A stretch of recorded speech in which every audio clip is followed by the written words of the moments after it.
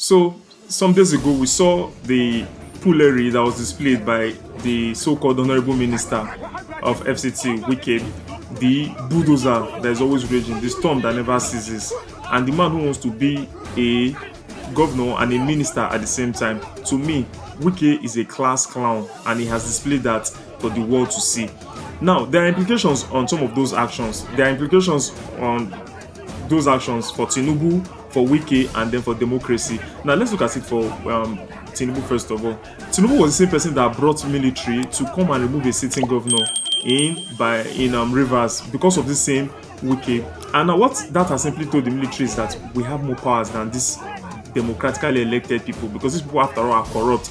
And that's why the soldier said, I have integrity. What that simply means is that I'm a person of integrity, but you politicians are not. So, in the end, if I'm standing on my moral ground of integrity, I will not listen to any instruction from you. And at that moment, the commander in chief of the armed forces, which is Tinubu, could have called him, and this guy will not listen to Tinubu, because in the end, in the hierarchy of things, Tinubu is a ceremonial commander in chief. So, that soldier may not take direct orders from Tinubu. He will take orders from his boss. Then, the chief of defense staff may be the one taking orders from Tinubu. So, we should know that Tinubu has brought that upon himself, and we know that if it be true that there was some real attempt for coup, some weeks ago and all of that, it shows that the military is, as a body, tired of this corruption shenanigans and very selfish kind of leadership we have in the country over the years, and as a result of that, they are beginning to grow uncomfortable with things like this, and they may begin to want to pull the trigger very soon. And if you check the support the guy got from the military infrastructure, it was massive, even to the extent that the former chief of army staff, Buratai, commended him and said that what Wike did would have implication on the security architecture of Nigeria. And what is the implication for Wike? Number one is that it has just shown that Wike, in spite of the fact that he's a bulldozer that is always raging, if a common captain, because that guy is a naval officer and his rank is lieutenant, and lieutenant is the same rank as captain in the army. So if somebody that is little as a captain, and if you enter the military through the NDA, the first, I think you become a lieutenant, second lieutenant, and then captain. So that's like the third rank from when you graduate from NDA. If that small pikin can deal with Wike the way it does with Wike, it shows that a major or a general or a colonel, is what I'm even saying, general, a major, a colonel can actually brutalize Wike.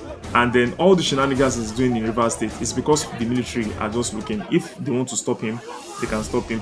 And then the implication for democracy is that this just shows that democracy is under threat. If a captain can do that to a sitting minister of the FCT, the same jurisdiction where the president is, it means that if these people want to carry out, God forgive, a coup, they can easily carry it out. That's just the meaning. Because that captain, now if he has an order from from his superior, maybe the chief of the naval staff or chief of the defense, say put a bullet through Wike's head, he will do it.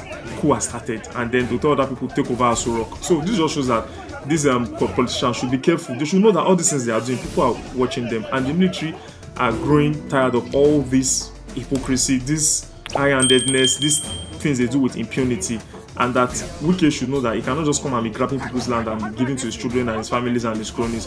And then now, talking about the documents that Wike talked about, Wike said the guy should present documents. What document did Wike come with? Did Wike come with court order to stop the man from working? When something like that is happening, you are not an enforcer of the law. So what Wike would have done is, these people are misbehaving. First of all, he will just go straight to court, get a court order, and present it to that soldier that please vacate the premises. The soldier will call his boss.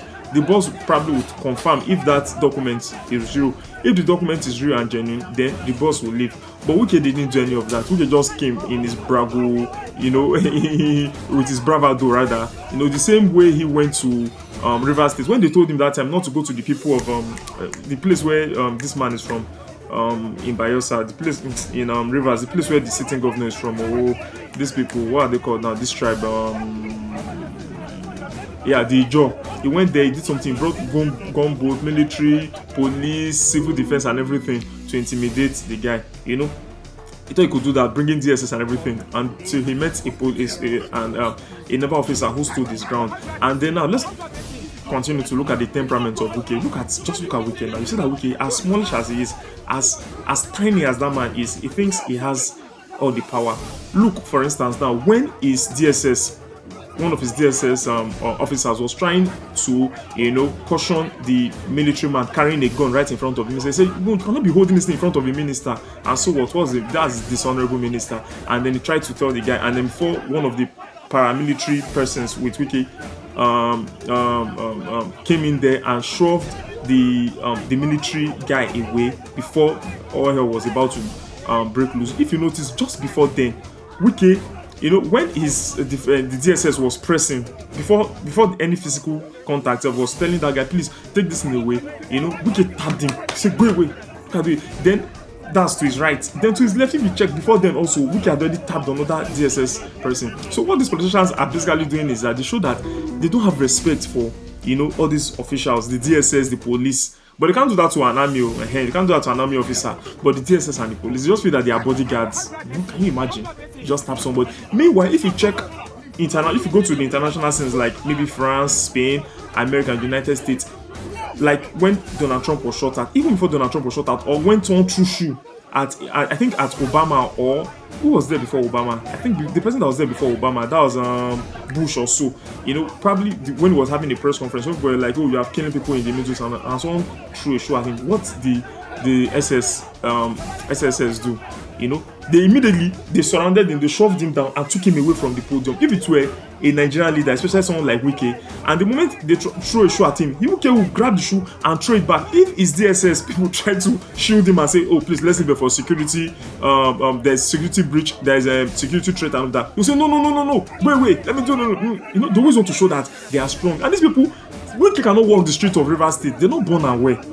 They should just walk the street of Rivers without escorts, like Amechi told him. They will stab him.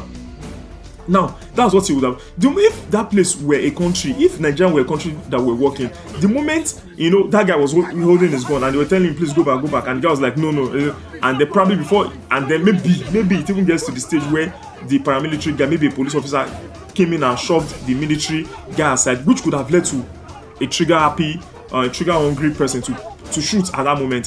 What those DSS would have done is to shield Wike immediately and take Wike away. But instead, Wike was the one that was tapping the military guy, go back, and all of that. That just shows that Wike is power drunk. Wike thinks he's even more powerful than the people with gun, And so, but unfortunately, we also saw power play there.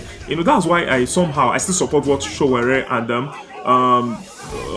Fela's son Seun Kuti is saying, that the military didn't have any business to protect civilian property. But look at it now. For instance, I'm a retired military personnel. I have my building and I have a property, and some people are going there to misbehave. I can tell some of my security guards, who definitely will be part of the military personnel, to go there and secure the property now. So if he has like 15 of them, or 5 of them, or 6 of them, he can send 4 there and keep 1 by his side. So I think because of that, I think it's proper. So yes, military can actually secure civil property, because that civil property belongs to a military personnel. But in the end, if you saw the way that guy was saying, "You are my junior, you cannot shut me up," it's correct, because whoever will be carrying gun and be following Wike as an aide definitely can never be a high-ranking officer in the police force. So maybe they are sergeant, recruit, or inspector, and they are not up to the rank of a captain in the military. So because of that, it was correct to say, "You cannot shut me up," when he was telling that guy carrying a gun beside Wike, that's a police officer wearing the Mopo uniform. But what pained me a little bit was when he said, "At the talk, police officers they talk, or police people they talk." That is wrong. If you are talking, a police officer can also talk, because anybody, just imagine now, a commissioner of police, the rank of a commissioner of police is definitely higher than the rank of a captain in the military. So if you are talking, that guy can shut you up because he's your boss. We not say because you're a military personnel, you now go and be talking to the Inspector General of Police anyhow. So those are some of the broader implications of some of all these things. And then finally, this clown, the SSA to Wike, he has just always been making a fool of himself. I don't even know the school that guy went to. I don't know the course he studied. The other day was saying Rufai of Arise News should go and be studying, should go and be taking care of animals because he studied zoology and all of that. That's first of all show his level of idiot. So that Wike's SSA to me is just God forgive me, he doesn't know what he's saying. He's just so ignorant and just so to me, I don't know how the what he studied. The other he was telling Rufai to go and Hussein of Arise News to go and be studying animals and all of that. That's what he studied. But look at it very well when he came to defend Wike. Some of that is I was wondering the school he even went to, because the way he was just mixing his English up and all of that. But that's not what I'm discussing here today.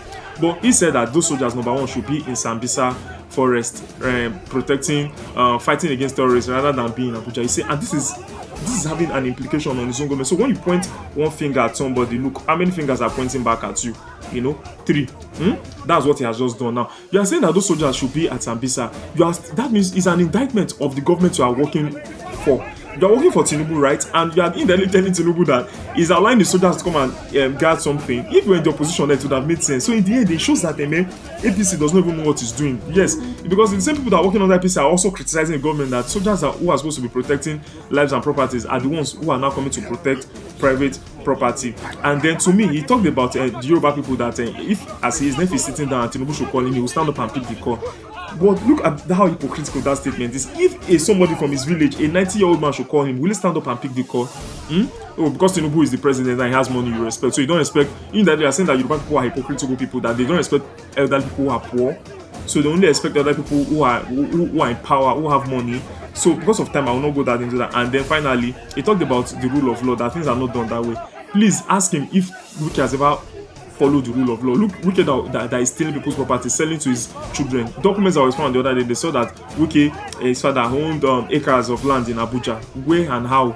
After Wike came. Wike has property in the United States he bought for his children. Over $6 million, worth of properties. So it's a shame.